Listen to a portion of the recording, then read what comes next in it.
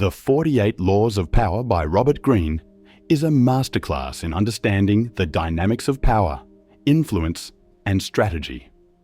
Through historical examples and timeless wisdom, Greene presents us with 48 laws that can help anyone gain, maintain, and navigate power in all aspects of life, whether personal, professional, or political.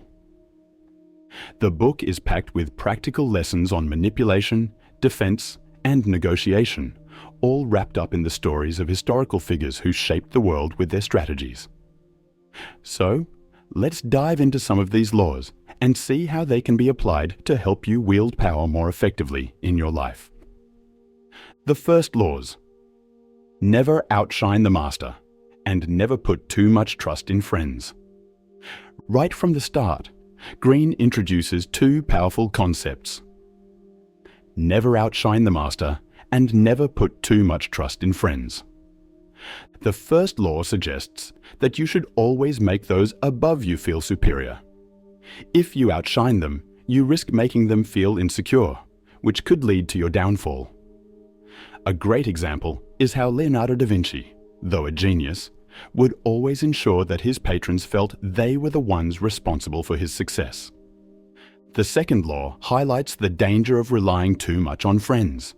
They may have your best interests at heart, but sometimes their personal motivations can lead to betrayal. It's important to trust cautiously and always be aware of the hidden agendas of others. These two laws naturally lead us to the next idea: conceal your intentions. Conceal your intentions and always say less than necessary. When you conceal your intentions, you avoid giving others the chance to manipulate you. By being vague and leaving things up to interpretation, you keep control of the situation. For instance, in the case of war, commanders who keep their plans secret prevent the enemy from making counter-strategies. The more people know, the more vulnerable you become. This connects seamlessly to the next law: master the art of timing. Master the art of timing. Timing is everything in the game of power. Knowing when to act, when to wait, and when to pull back can be the difference between success and failure. Think of a chess player who waits for the perfect moment to make a decisive move. Greene points out that those who understand timing have an almost magical ability to manipulate the course of events. It's about reading the room, understanding people's moods, and knowing when the opportunity will be ripe for action. This naturally flows into disarm and infuriate with the mirror effect. Disarm and infuriate with the mirror effect. Mirroring is a powerful tactic, and when used correctly, it can put others off balance and make them question themselves. The principle here is to reflect your opponent's actions back at them in a way that disarms them. By showing them a reflection of their own behavior, you can cause them to feel uncertain and unsure. For example, if someone tries to be overly aggressive, responding in a calm, neutral manner can make them lose their momentum and shift the power back to you. Next, we move to create compelling spectacles. Create compelling spectacles.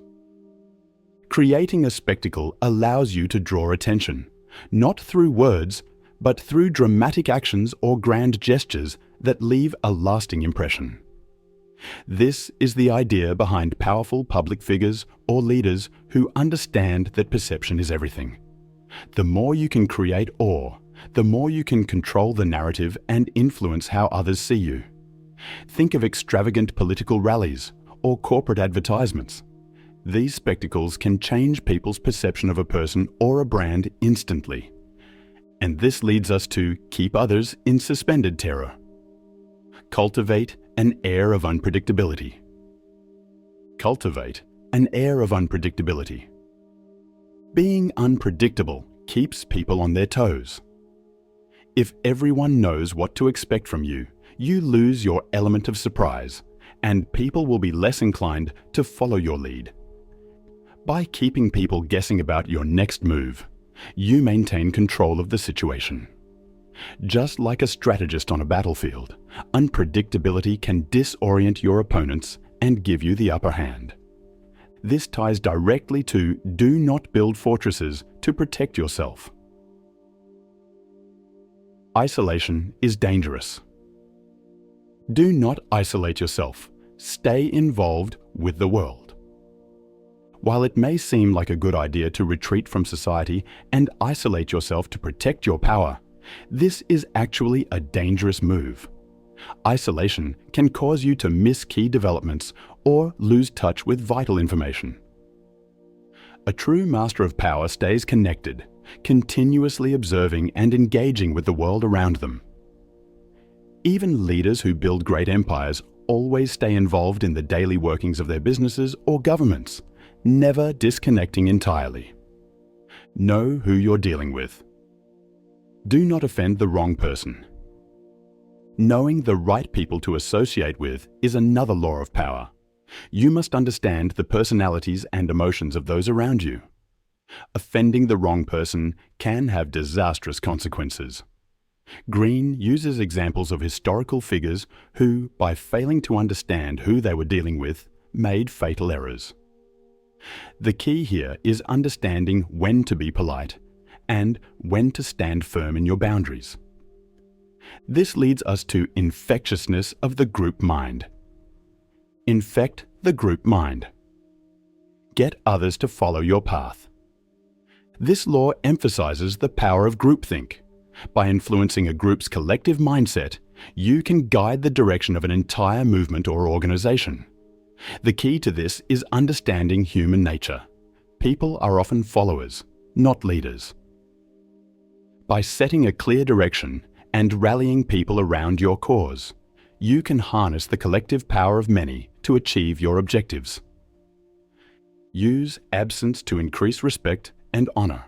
Next, Greene suggests that sometimes the best way to gain respect is by stepping back.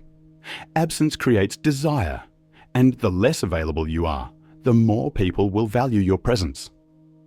By pulling back and making your appearances rare and impactful, you create a sense of mystique and power. Think of celebrities who make brief, high-impact appearances, or business leaders who only show up when absolutely necessary. This enhances their stature. So, what can we take away from these 48 laws of power to apply in our daily lives? Be mindful of your image and influence. Don't overplay your hand or reveal your full intentions. Control your narrative and let others work to understand you. Understand timing and patience. Sometimes stepping back is the right move. Act when the moment is right, not when the pressure is on. Be unpredictable. People are more likely to follow you if they don't know what you'll do next. Learn from history. Study those who have gained and lost power before you to avoid the same mistakes. Know who you're dealing with. Always understand the motivations and backgrounds of those around you before making decisions that could affect your future. And that's the 48 laws of power. A deep dive into the strategies, tactics, and mindset needed to navigate power dynamics in every area of life. Robert Greene's book gives you the tools to not only defend your position, but to master the art of influence and control. By understanding these laws, you can gain more power, keep it, and use it effectively. If you found this summary helpful, don't just stop here. Grab a copy of the book and immerse yourself in the detailed examples and powerful lessons that can change the way you view power and influence. And before you go, please like, comment, and subscribe. It really helps me out and motivates me to bring you more insightful summaries. Stay tuned for the next one, and let's keep growing together.